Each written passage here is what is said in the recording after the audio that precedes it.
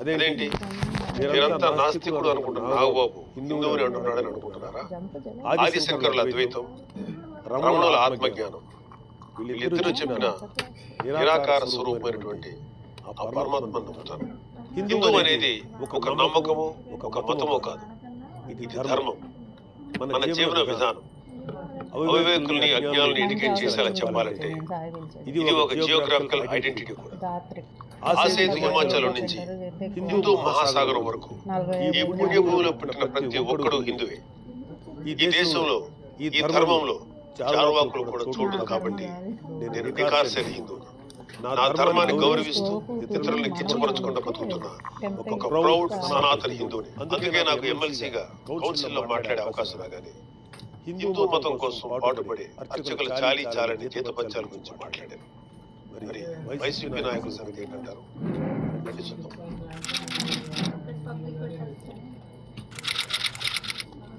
September 6, 2020 Antarvedi Shri Lakshmi Narasimhaswamy వారి రథం దగ్ధమైన రోజు.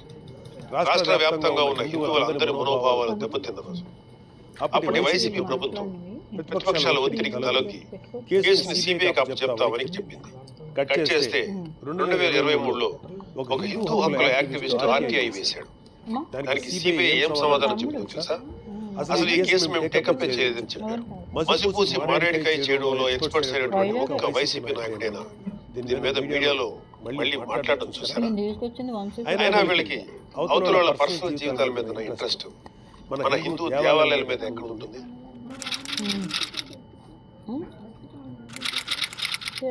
డిసెంబర్ 2020 రామతీర్థం రాముడు మనకు ఒక దైవం.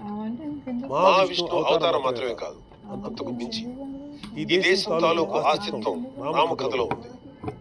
ఒక మంచి ధార్మికుని ఎలా బ్రతకాలో రామాయణం చెప్తుంది. రామాయణంలో మారీచుడు చెప్తాడు, రామో విగ్రహవాన్ ధర్మ సాధు సత్య పరాక్రమ అని. ఈ భూమి మీద రాశీభూతమైన ధర్మమే శ్రీరాముడిని నమ్మే జాతి మనది. అలాంటి రాముడి శిరస్సును నరికినా పట్టించుకోని ప్రభుత్వం వైసీపీ ప్రభుత్వం. అప్పటి ప్రభుత్వం ఇన్వెస్టిగేషన్ లో చూపించిన నిర్లక్ష్యం వల్ల దీని వెనుకున్న అసలు దోషులను శిక్షించలేక ఏదో నామకే వాస్తే కేసులు పెట్టి దీన్ని నీరు కార్చారు. అయినా మీకు మీ మంత్రులకి రిలీజ్ సినిమాలకు రివ్యూలు ఇవ్వడం మీద ఉన్న శ్రద్ధ రాముడి మీద ఎందుకు ఉంటుంది?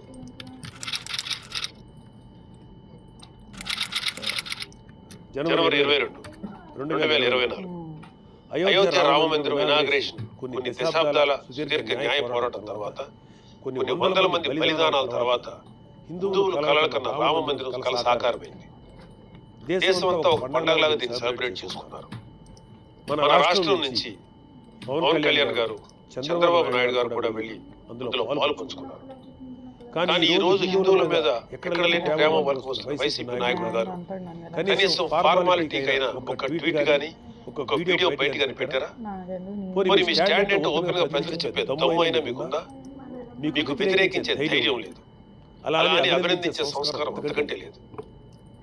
వెరసి మీ మనసులో హిందువుల మీద కుళ్ళు కుతంత్రాలు తప్ప ఇంకేమీ లేవు.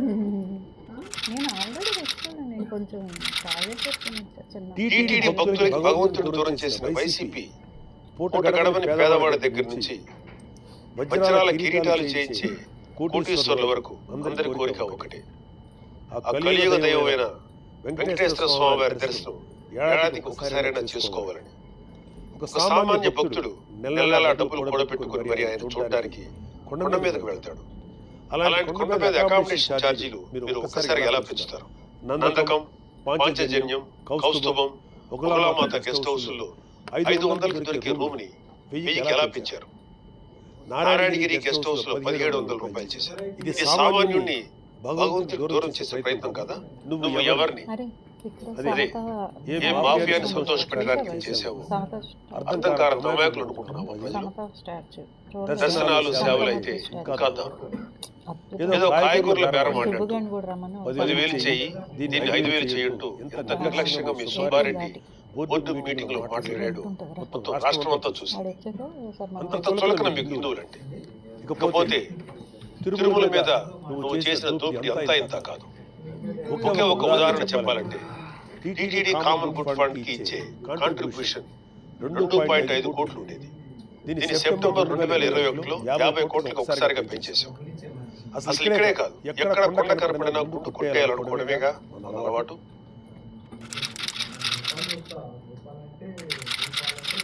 డిక్లరేషన్ ఫామ్ ప్రతి రిలీజియస్ ఇన్స్టిట్యూట్ కి ఒక సాంప్రదాయం ఉంటుంది. దాన్ని గౌరవించడం మన ధర్మం.